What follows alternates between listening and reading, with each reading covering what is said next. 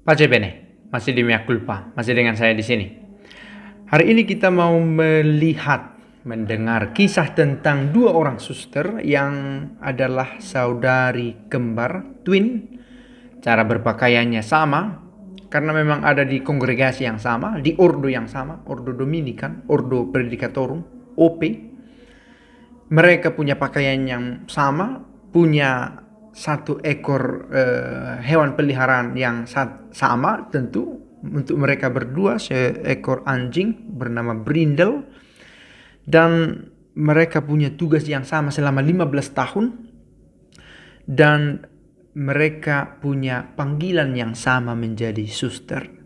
Nah, yang menarik adalah saya mencoba mencari informasi tentang mereka, dan ada pesan-pesan yang menurut saya sangat religius, yang spiritual yang mereka bagikan, dan saya pikir bisa menjadi kekayaan bagi kita juga. Ada gunanya kalau dibagikan. Itu yang saya maksud. Nah, kita mau melihat sedikit tentang suster ini. Mereka lahir pada tanggal 3 Juli tahun 1967.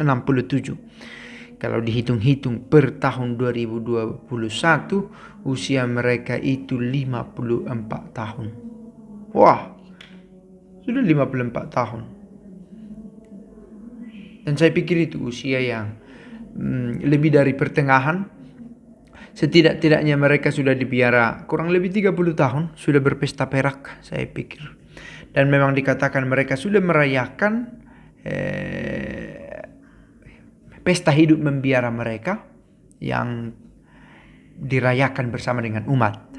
Nah, apa pesan-pesan yang menarik? Saya mencoba mengambil beberapa kalimat yang mereka katakan. Yang pertama, suster ini bernama Suster Judith dan Suster Maldonado. Maristella, Judith Maldonado dan Maristella Maldonado. Being a witness of Christ, it cannot be said. Itu pesan yang pertama yang menurut saya menarik. Menjadi saksi Kristus, kamu tidak bisa menjadi orang yang sedih. Tidak bisa dalam arti buahnya adalah kamu bukan menjadi orang yang sedih, kamu menjadi orang yang bergembira. Dan ini sejalan dengan apa yang dikatakan oleh Paus Fransiskus sendiri, dan mereka memang mengaitkan itu, be joyful. Kepada para anggota lembaga hidup bakti, kepada suster, kepada pastor, frater, Paus Fransiskus berkata, be joyful, bersukacitalah. Dan yang dikatakan suster ini, being a witness of Christ, you cannot be sad. Saya pikir pesan ini juga dimiliki oleh setiap orang beriman. Semakin beriman, semakin gampang hatinya terhibur dan tidak dikuasai, selalu diselimuti oleh kesedihan. Dan dia mengatakan, seorang saksi Kristus adalah memberitahu kepada orang-orang bahwa ada harapan. No matter what, if you have God in your life, you can be happy. Dalam perkara apapun, kalau kamu memiliki Allah dalam hatimu, kamu bisa menjadi orang yang bergembira.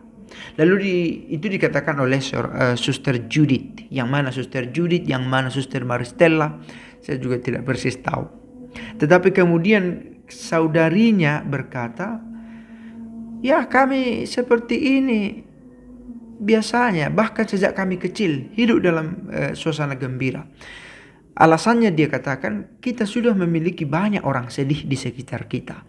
Maka kalau kita ikut sedih, semakin banyak orang yang sedih. Maka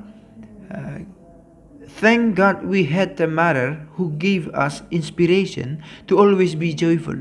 Maka dia bersyukur bahwa mereka saudari berdua ini memiliki ibu yang selalu memberi inspirasi untuk bergembira. Ibu yang sanggup memberi inspirasi untuk bergembira. Ada kedekatan yang istimewa dengan ibu, dan ini yang dia beritahu.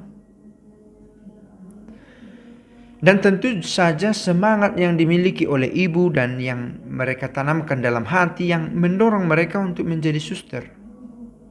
Bagian dari kelompok Ordo Dominikan Predicatorum. Di Indonesia ada yang laki-laki, yang perempuan ada.